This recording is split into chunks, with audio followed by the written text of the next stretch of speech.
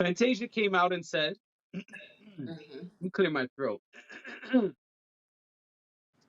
Fantasia said that she stopped going to therapy to do the color purple because she needed the pain. Glory. I don't know. Let's not even It's remotely. just stuck in my head. It's just in my head. And I haven't really been singing on weeknights.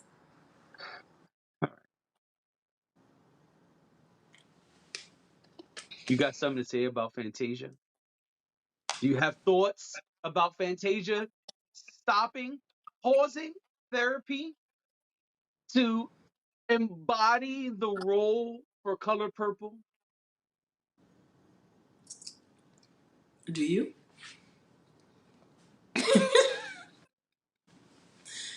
Um, I think it's interesting. I mean, I know that. All right. I know that people do things to prepare for acting roles. So, you know, I guess maybe it's a form of method acting in a way.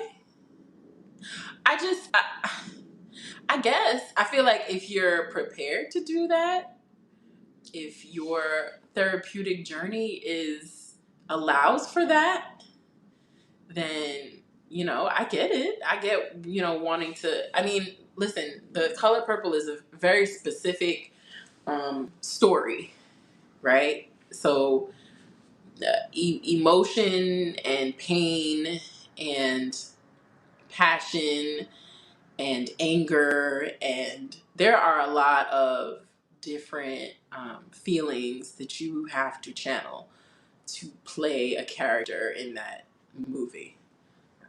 So I'm not mad at it. I did see a clip of her and her husband. They were being interviewed, and you know, she was saying, um, she would have to like go home and bring herself out of character so that she could be present with her husband Yeah. because um, because it's a difficult thing to kind of immerse yourself in the character and then go home and be normal and be in this loving caring relationship. So it was actually a really sweet interview that they did where they talked about like how they coped with her having to do this role. And I would imagine anybody on that cast went through a lot to. I mean, you're dealing with themes of. I won't say all the words because I don't want to trigger anybody, but everybody knows what happens in The Color Purple, and it's not a fun story. I haven't seen it yet. I'm gonna see it at some point, but the reason I haven't seen it is because it's not a fun story. It is actually pretty traumatic. So it's gotta be a little jarring or a lot jarring for the people who actually had to play these roles. Yeah, I agree with that. I think it's really interesting that she was able to be in the movie. I think it was great that she was casted, and this is her first movie role of this type. And I feel like you gotta do whatever you gotta do. You know what I'm saying? Like some people might give her flack for pausing her therapy. I don't. I feel like if you feel like that's what really has to get you in this role and in the proper mindset to do what it takes to do this role, then fuck it, you do what you gotta do. You know what I'm saying? Because if you feel like that's the only way you could really do it, then who am I to knock you for that? Right. That's your decision. That's your mental health. And if you feel like you're able to pause and channel your pain and your trauma into the role for the Hmm. benefit of the role, I mean, who am I to say anything bad about that? I feel like Yeah. really we should shut the fuck up when it comes to that because that's something she felt very strongly about clearly. And I think it's dope. A lot of people don't. probably remember or know, but Fantasia was in Color Purple on Broadway and did an amazing job. So, Yeah. I mean, it was very well. Uh, I don't know the proper term for the Broadway stuff, but it was like a big deal, and it was very well received. That run of Color Purple, and she was given lots and lots of props for that. So yeah, for her to be in the movie makes a lot of sense to me.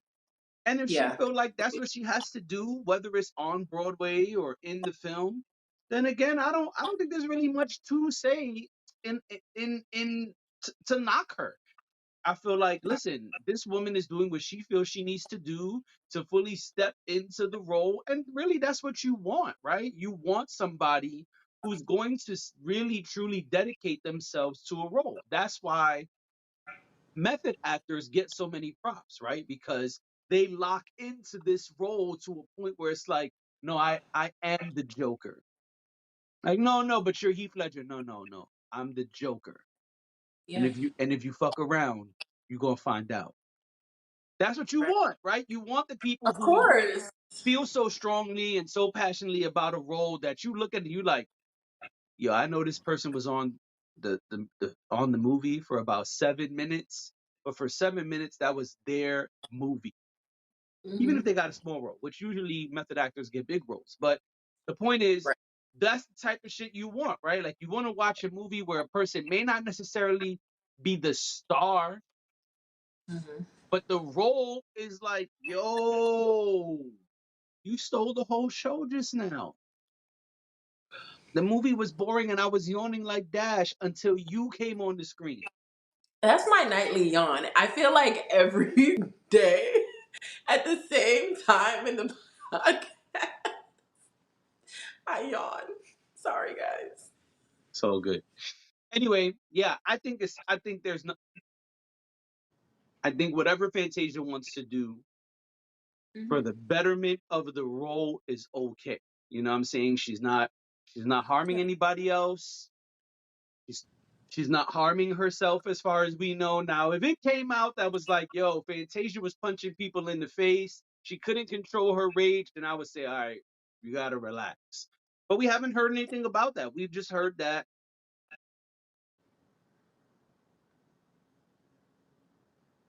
That's my alarm telling me it's time to wrap it up. Uh, we've only heard that Color Purple is out and it's been I don't know what the publications are saying, but the people I have heard discuss Color Purple have said that although it's a musical and although it's different than the original film, it is a good film. That's So, and great. we know it was the number one movie during Christmas in the box Right. office. So clearly that's for a reason. So I say props to Fantasia for doing what she felt she needed to do for this yawn. I mean, for this role. Stop it. You stop it. Now you say something nice about Fantasia. So, I mean, I agree with you. I think that, like I said before, if it didn't negatively affect her therapeutic process, I don't know what's between her and her therapist. So it's not for me to say she should or should not stop therapy.